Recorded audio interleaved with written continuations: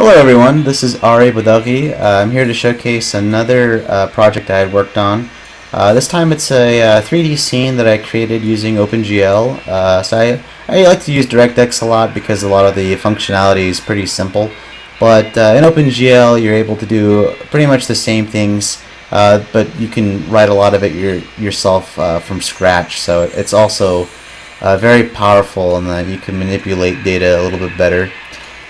So the reason why I chose to do this scene, Pink Floyd Dark Side of the Moon, of course it's a very iconic album art, is because I kind of got tired of making just game levels. I wanted to make something that showcases my love for other art forms as well, like music and hand-drawn art. So I chose to do this one.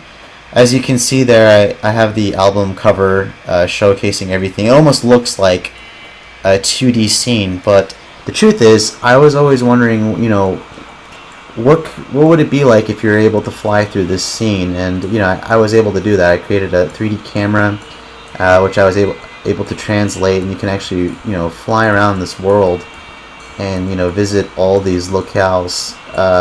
Obviously, the scene itself, was all hand done, but I tried to match it up as best I could with the actual album cover. So, of course, as you can see on the bottom right-hand corner, I dedicated it to my older brother, Arash. He's an astrophysicist who lives in Berkeley. He has a wonderful family, and I hope he's doing well.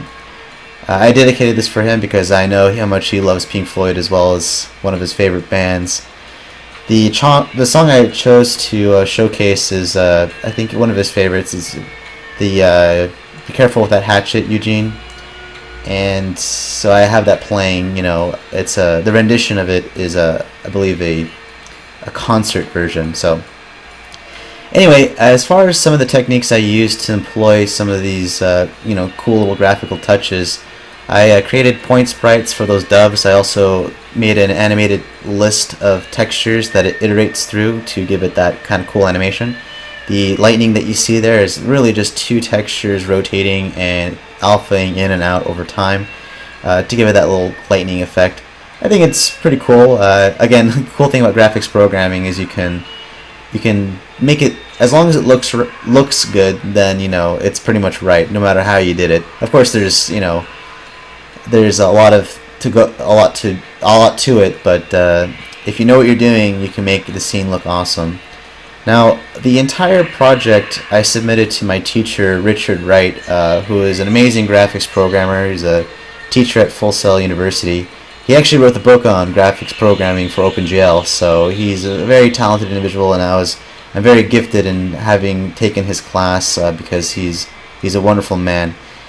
So I actually got a very, very good score on this. I think it's actually a showcase for the class, but I decided to do this because, again, I wanted to kind of go outside of the box and not just make game levels all the time.